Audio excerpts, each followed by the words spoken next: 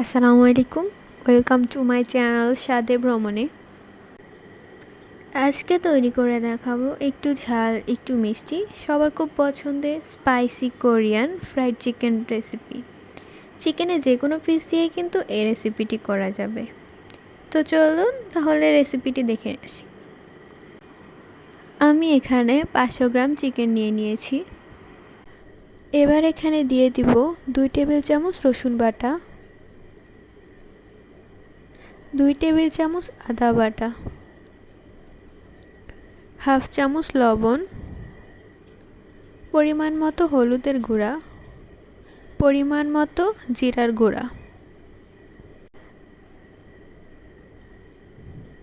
পরিমাণ মতো ধনিয়া গুঁড়া,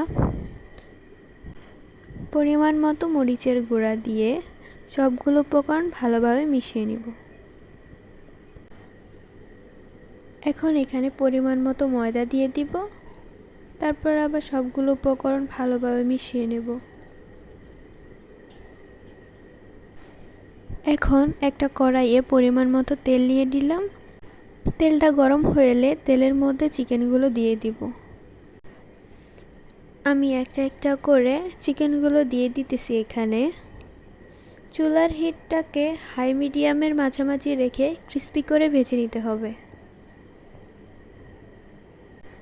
চিকেনগুলো দুই পাশ থেকে সমানভাবে কালার আর ক্রিস্পি হয়ে যাওয়ার পর চিকেনগুলো আমি তেল ঝরিয়ে তুলে নিব।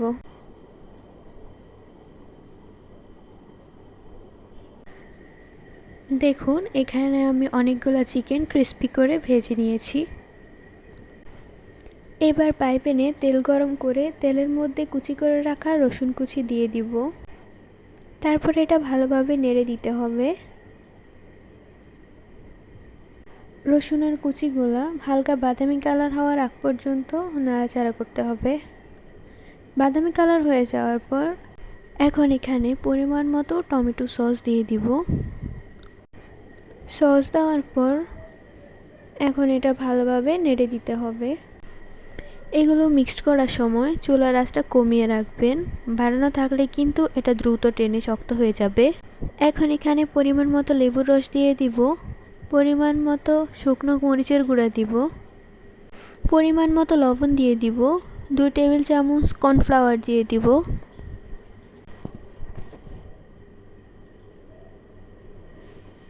এখন সবগুলো উপকরণ ভালোভাবে নেড়ে দিতে হবে।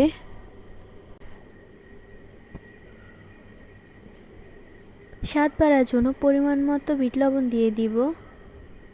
তারপর আবার ভালোভাবে নেড়ে দিতে হবে।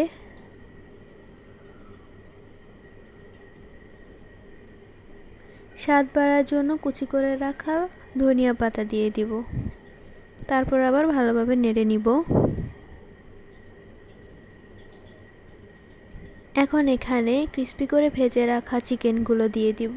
আমি একটা একটা করে সবগুলো চিকেন দিয়ে দিতেছি। এখানে সবগুলো উপকরণ ভালোভাবে নেড়ে মিক্সড করে নিতে হবে। স্বাদ বাড়ার জন্য কুচি করে রাখা ধনিয়া কুচিগুলো উপর দিয়ে ছিটিয়ে দিলাম।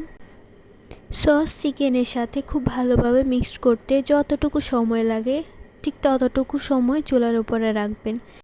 বেশিক্ষণ চুলার উপর রেখে জাল করা যাবে না।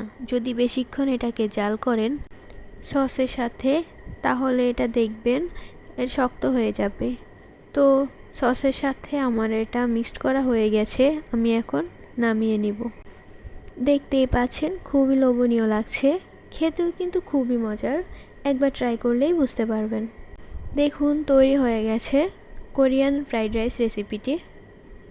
দেখুন দেখতে কিন্তু অনেক লোভনীয় লাগছে, খেতেও কিন্তু অনেক টেস্টি হয়েছে। আপনারা বাসায় ট্রাই করে দেখবেন।